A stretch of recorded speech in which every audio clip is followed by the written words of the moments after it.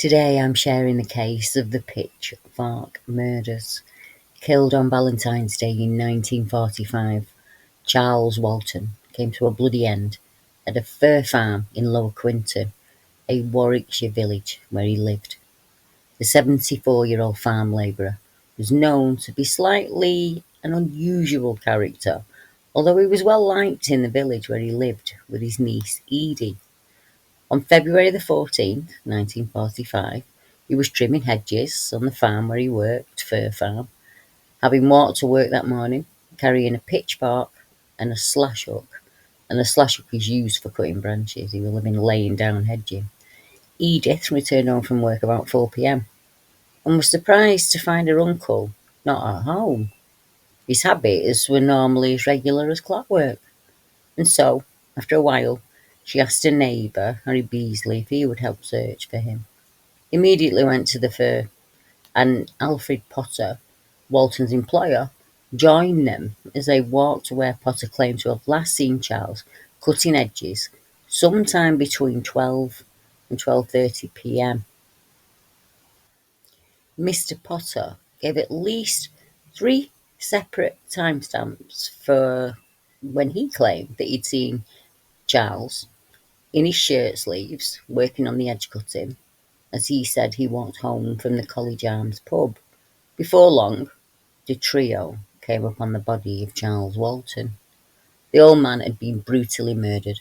He'd been beaten about the head and face with his own walking stick, and there were injuries to his hands and arms where he had tried to fend off those blows, and then his throat had been slashed open with his own slash hook, which had been buried into his neck with great force. And finally, a pitchfork had been thrust into his neck so powerfully that it completely pinned his body to the ground, as if to keep his spirit from rising. A large cross was also carved into his chest, leading villagers to suspect that witchcraft was somehow involved in the savage killing. His pocket watch was missing, and it was found, invariably 15 years later, in his home. His trousers had been unfastened, and his slides were undone. His shirt, too, had been unfastened, and many people have claimed subsequently that a cross had been cut into Charles's chest, perhaps the source of the witchcraft theory. Despite his employer, Mr. Potter's claims to have seen him with his shirt sleeves rolled up, Charles was wearing a short-sleeved shirt, was found with his jacket on. Whoever did the deed was possessed of an unnatural strength and violence, at least in those terrible final moments of Charles' life. Locals were so concerned by the events that they sent for Scotland Yard, and they sent Inspector Robert Fabian. Meehan Hill, where Charles' body was found, has been the subject of strange tales for centuries, with reports of huge black dogs stalking a supposedly haunted hill, which appeared from nowhere, and no obvious owner was around. In fact, the police inspector saw one of these dogs near the murder scene before hearing about the legends. He thought it must belong to a small boy who'd appeared soon afterwards. But as soon as Inspector Fabian mentioned the dog, the boy ran in terror. In 1885, another boy had seen the black dog on 3 consecutive nights before a death in his family. And that dog was a sort of black shuck. On the final occasion, the dog was accompanied by the apparition of a headless woman. That boy's name was Charles Walton. Charles, who was found in the fields all those years later. A few nights after his body was found, the body of a black dog was found hanging from a tree close to his home. And it was said by the villagers that Charles had a strange way with animals, and that he could calm the fiercest of dogs, and birds would fly and land onto his hand. The mystery's never been solved. Nobody knows who killed George or who left him there in that way. Somebody does, and that somebody probably still has relatives in the area today. Normal world will have heard of the Screaming Woods of Plucker, also known as Deering Woods. Now, it is said on Halloween night in 1948, locals reported strange lights and weird sounds that were seen and heard coming from the surrounding woodland. The next morning, a dog walker who lived locally discovered the bodies of over 20 people, including several children, lying scattered in piles amongst the leaf litter. Sadly, they were identified as villagers from the nearby Monkman's Hill area. Their bodies showed no visible wounds or signs of a struggle, and an autopsy failed to determine a clear cause of death, which led to the police labelling the deaths as caused by carbon monoxide poisoning and closing the investigation, despite the usual symptoms of CMP not being there on the bodies. In 1964, private investigator Robert Collins was determined to solve the mystery of the woods. Allegedly, it said, a religious cult in Marsden could have been responsible for the Halloween massacre. Robert conducted extensive witness interviews and might have been onto something, but unfortunately, he died in a tragic car accident in 1965. Was his death a coincidence or another murder? Now, in 1998, 50 years later on the anniversary of the mass deaths, villagers saw an odd, spider-shaped light hovering over the woods and feared the worst. That night, 4 college students who camped in the woods disappeared and were never seen again. Oddly, the police investigation was abandoned 3 weeks later. I know a couple of cryptid investigators that have had their own experience in the strange Plucker Woods. Have you? Have you ever been there? Have you ever heard of the mystery? And if you have been there and seen something, I'd love you to get in touch and let me know. Paranormal murder I'm sharing next is one written by the world-famous psychic researcher Tom Sleeman, who's from my neck of the woods, and it's called Look for Me at Midnight. Now, Tom is very well known here in the northwest of England and all across the UK. He has a number of books that I would urge you to check out, and if you like my content, you'll absolutely love Tom's. Now, in this case, Tom tells the haunted tale of the Axeman. Now, it all started in January 1977 when 2 bachelors, 23-year-old John Wildman, a security guard from Liverpool, and Nigel Selby, a 27-year-old librarian from Birkenhead, and the former boyfriend of John's sister, Joanne. They decided to move in together and went to look for a decent bachelor flat.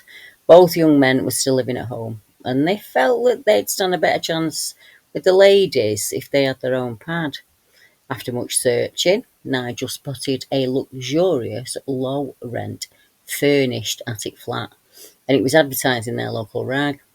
The flat was in a rather gothic-looking house on Park Road West, right on top of Birkenhead Park. Now, the 2 lads looked at the flat and agreed that although it was a bit glorified and it was just more of an attic, £25 a week was reasonable. We paid the deposit and moved in. John was a keep fit enthusiast and looked forward to jogging round the nearby park, and Nigel claimed a little side room off the open plan lounge and kitchen as his study, where he could line the walls with bookshelves. The only minor gripe John Wildman had was some of the old furniture the landlord had left behind. A rickety dining chair, a huge ornamentally framed mirror, which measured 6 feet in height and 3 feet in width. John had mistaken the mirror for a doorway at first, as it was mounted flush against the wall. Nigel liked it, but John said it was too big, and with great difficulty he removed it from the wall, and found it had a loose mahogany panel on its reverse. He took it off and saw a green tinted mirror of the same dimensions as the one on the other side, and upon looking at it, there were some faint, greasy-looking words, possibly written in lipstick, in some foreign language. Now, Nigel was an avid reader of Voltaire and spoke French fluently. So he knew immediately what the mirror's scrawled message was. It said, "Look for me at midnight."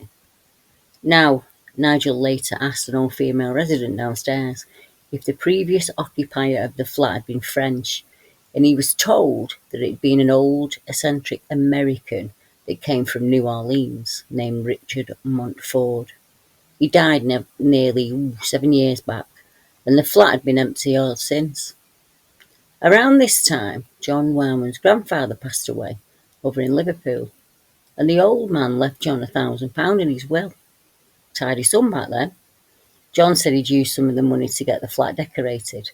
He also would, install a waterbed, build a cocktail bar in the kitchen. John and Nigel went to the nearest pub and met a couple of very attractive ladies in their early 20s named Judy and Holly. As the scene plays out, I can guarantee it would have included a curly perm, some high karate, and some Farrah pants with the sharpest grease your nan could iron. Now, the girls said they were art students, and pretty soon Holly made it clear that she liked John, and Judy kind of latched onto Nigel. And the four of them sat in a corner chatting and drinking the evening away. By 11:40 p.m, Nigel was discussing his love of abstract art with Judy, while Holly embraced a drunken John as they slowly danced to Leo Sayers' "When I Need You" on the jukebox. The landlord said there was a lock-in, and the girls said they were just going to go and powder their noses, but they were gone for quite some time. A concerned John asked the barmaid if she'd go into the toilet to see if the girls were there. The toilet was found to be empty. The barman said he'd never seen the two girls before, or them in the pub, or even in the toilets. Then John delved into his jean pockets and discovered that he couldn't find the keys to the flat. And Nigel discovered that his set of keys was also missing. When we were dancing, did those girls... No, surely not.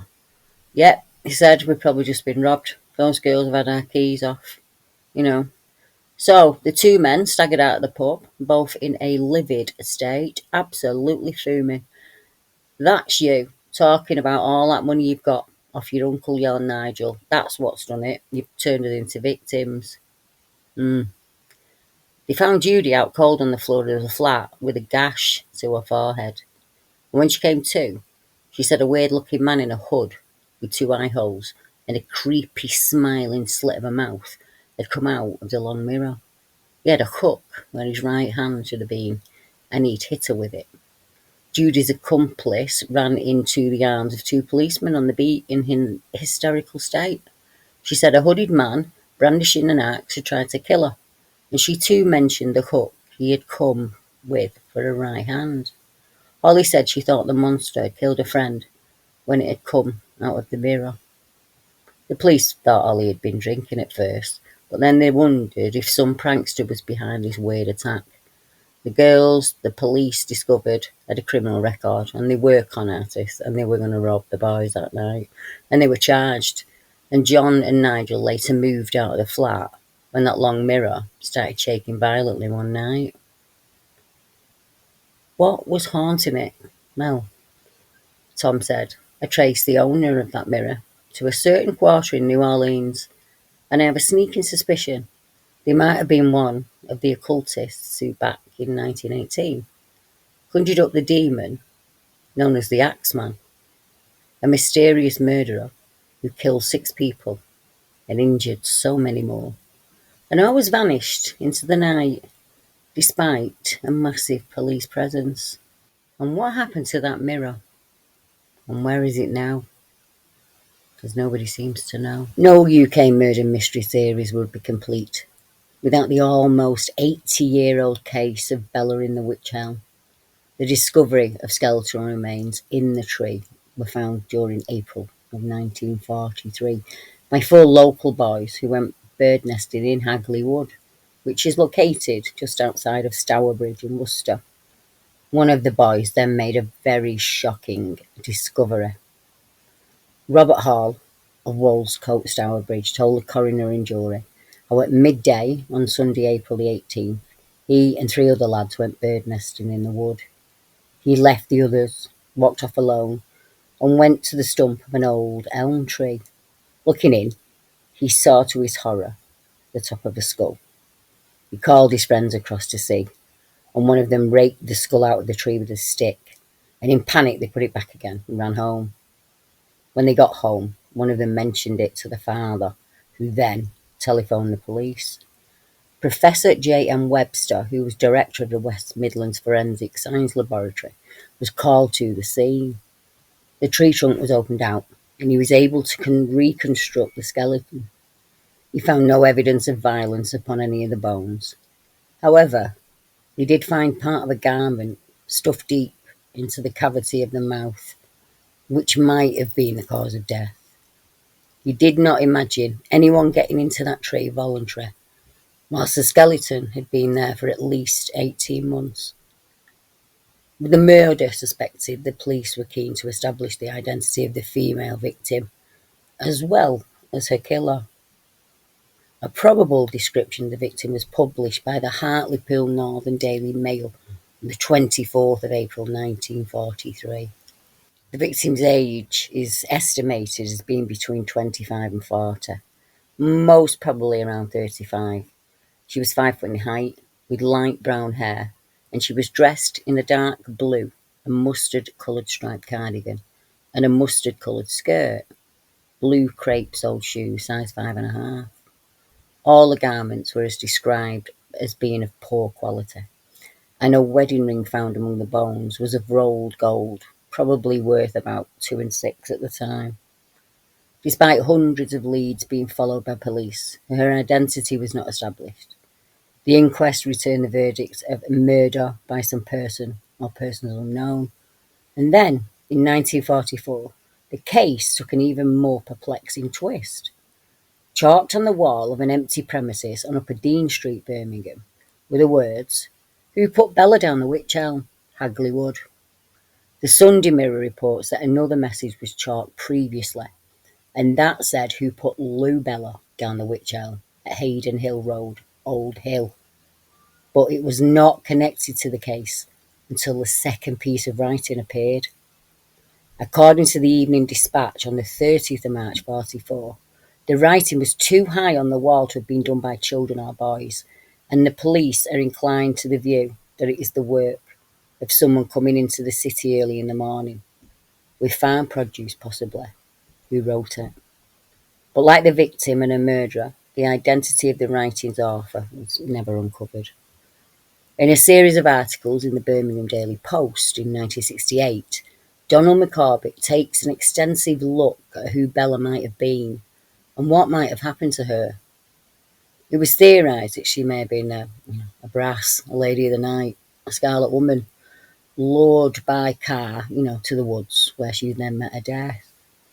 According to McCormick, the police thought it was more probable that she was a refugee from the Blitz, and many people fled from Birmingham when the German air raids came, and some had been known to shelter in Hagley Wood. McCormick also draws the link to witchcraft because Hagley Woods has a reputation for being the haunt of witches and always had. And more compellingly, there is an ancient rite here in the UK that says that the spirit of a dead witch could be imprisoned in the hollow of a tree, and then she can't come back and, wreak havoc anymore in the villages. Mr. McCormick, however, does not put much credence to the motive of witchcraft. He cites a letter received by the Wolverhampton newspaper in 1953, which proclaims, "The affair is closed and involves no witches, no black magic, and no moonlit rites." The writer claims that the victim was a Dutch woman who arrived illegally in England in 1941, and that her killer died of madness a year later after she was killed. McCormick explores the theory that Bella was in fact the Dutch girlfriend of a German intelligence recruiter named Leher, who had had a lover in Kidderminster before the war and was fluent in English. German intelligence records tell of an agent code-named Clara who was dropped into the area between Birmingham and Kidderminster between March and April of 1941. There is nothing to say that she was dropped in Hagley Wood, though.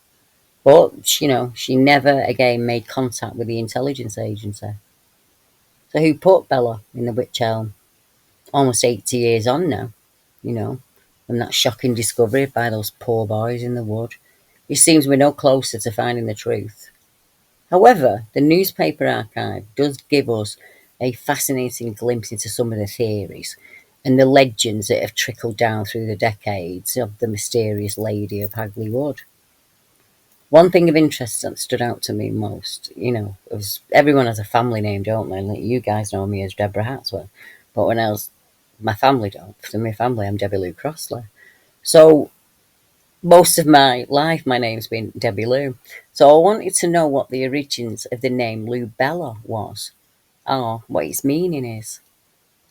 It seems it is of Italian origin, and it means battles, the famous fairy maiden, which I found absolutely fascinating. Now, these days, that case would have been solved really easily using modern forensics and DNA testing. We probably would know who Bella was now. We would do genetic DNA. We would go onto Ancestry and try and find her father or her mother and work back from there. Somebody back in those days, that cardigan was probably hand knitted, and somebody would know or be able to know the pattern. Because another thing about the UK and Europe is that a lot of places have their own knitting pattern, and it's a way of knowing where you're from, especially in places like the Highlands or, Ireland. My grandfather only ever wore the same kind of knit jumper. It's a strange thing back in the day, obviously, isn't it? But yeah, it's a fascinating case, isn't it? Who put Lou Bella in the Witch Elm? Somebody out there knows. And the strange thing is, she has descendants, no doubt, from maybe brothers or sisters, as does the murderer.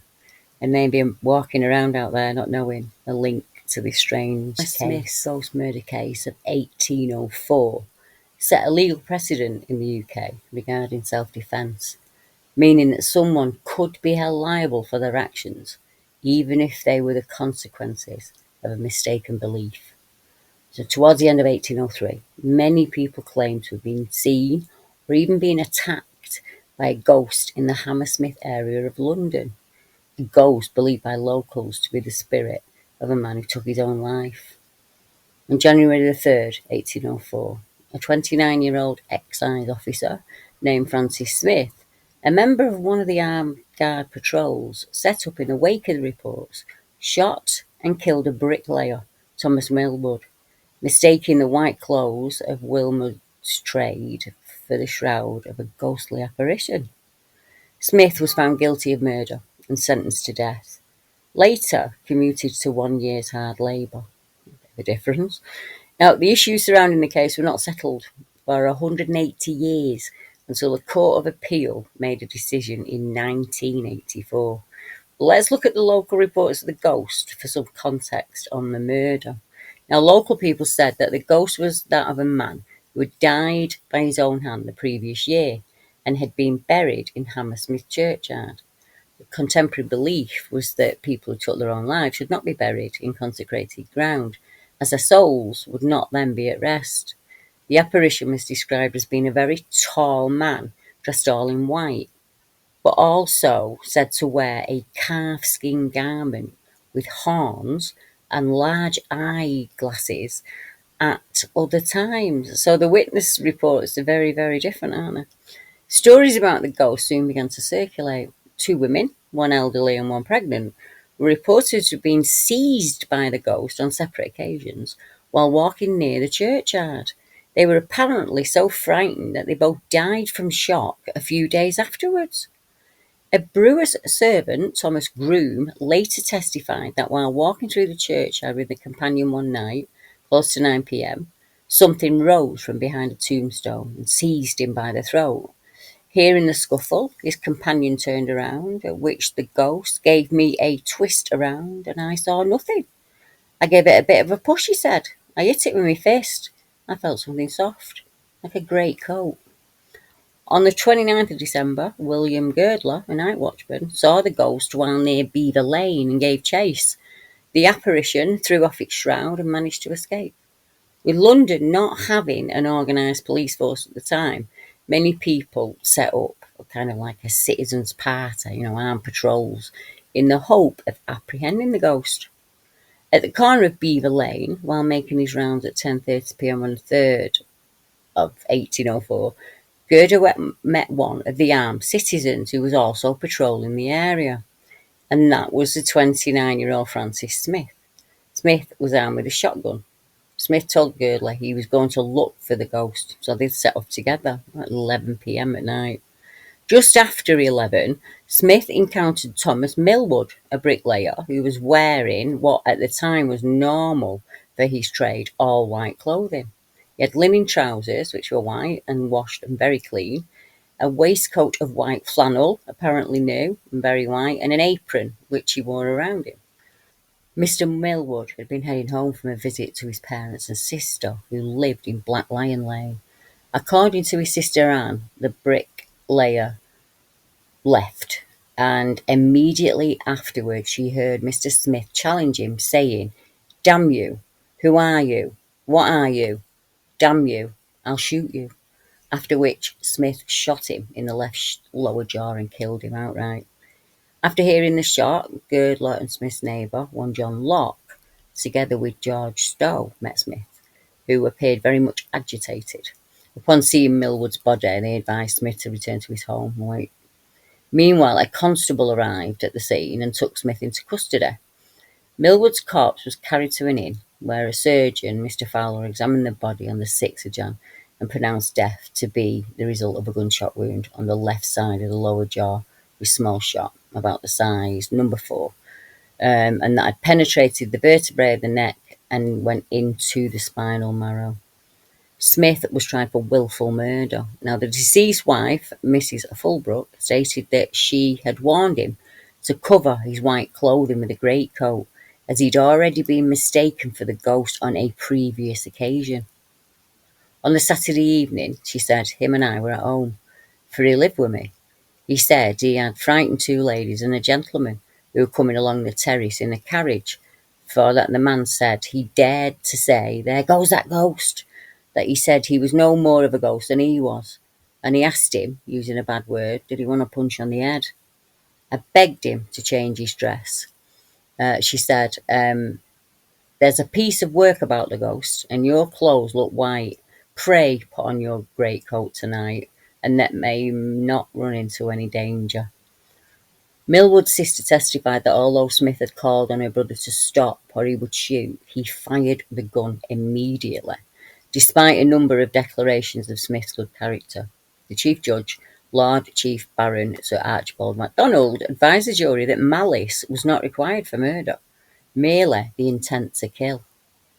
All killing, whatever amounts to murder, unless justified by the law or in self-defence, in cases of some involuntary acts or some sufficiently violent provocation.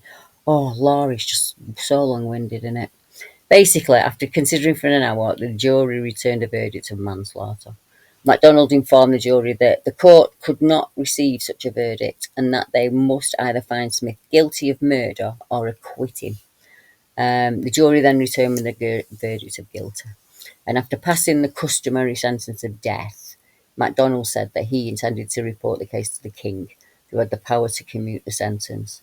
The initial sentencing of hanging, drawing and quartering was commuted to a year's hard labour. I bet he was chuffed about that. Now, the huge publicity given to the case persuaded the true culprit, the ghost, to come forward. John Graham, an elderly shoemaker, had been pretending to be a ghost by using a white sheet to frighten his apprentice as he walked home, to pay him back after the apprentice had been scaring Graham's children with ghost stories so much that they wouldn't sleep. Now, there's no record of Graham ever being punished. What an absolute debacle. They seem to have been beset by a series of calamities. I would imagine what's happened is one person has seen this Graham dressed up as a ghost and it's gone, and then the next thing it's got horns and it's furry and it's got eyes like spectacles, and that's kind of what happens in it. But the poor man got shot for nothing, just walking home from work one day after he'd been to visit his mum and dad. And it took them 180 years to change the law, which is just mind-boggling, isn't it? Now, I couldn't speak about Hammersmith without mentioning the unsolved mystery of a series of gruesome murders that's kept Londoners in the dark for over 60 years. Now, these happened 150 years after the ghost was shot.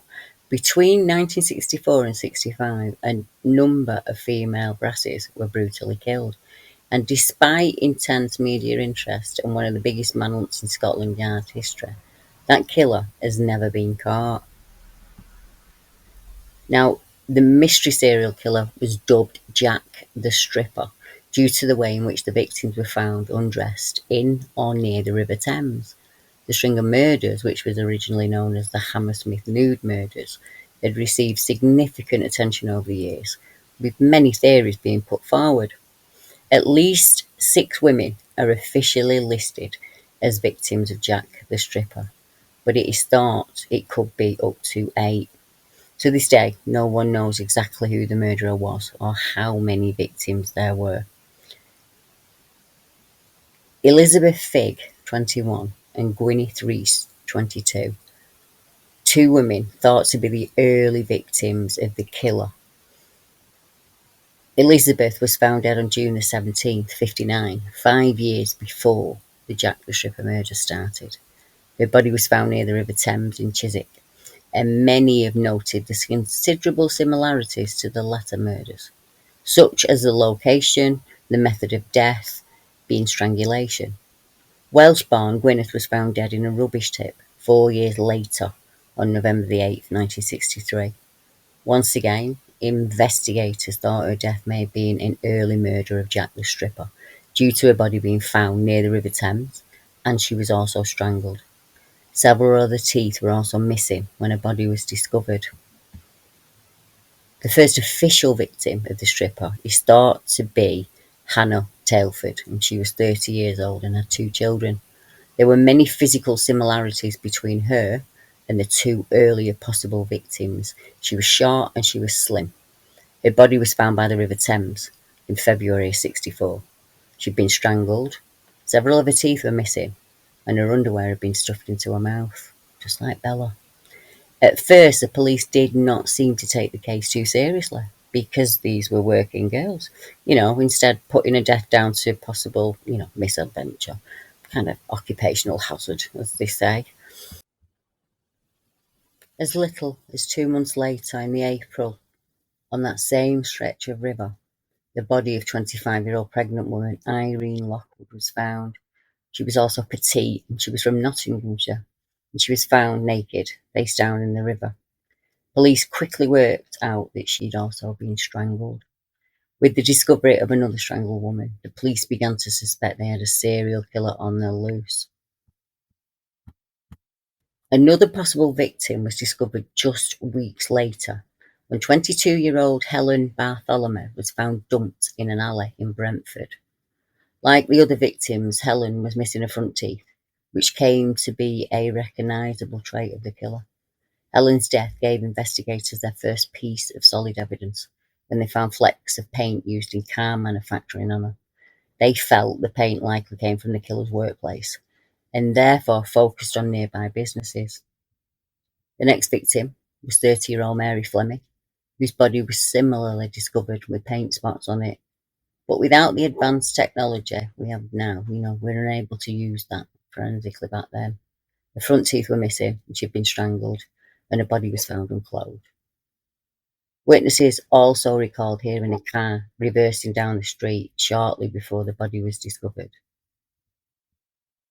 The body of 21-year-old Margaret McGawan, who also went by the name Frances Brown, was found in Kensington in November of 64.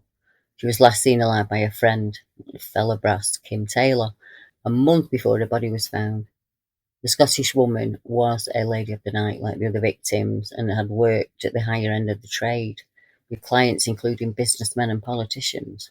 She testified actually with Christine Keeler and Mandy Rice David at Stephen Ward's trial in the midst of the infamous perfume mill scandal. Margaret's friend was reportedly with her when the man believed to be a killer picked her up, meaning she was able to provide police with a description of the man's car, thought either to be a Ford Zephyr or a Zodiac. Now it's believed that a local boxer was responsible for the crimes, and like most serial killers, he probably would have started in his early teens, and even younger, because they don't just instantly start with murder. It's kind of an escalation of events that leads to that. But I hope you've enjoyed what I've brought you tonight. And they may not be from the case files of BBR, but there are things that I'm interested in, and I thought that you'd be interested in them too.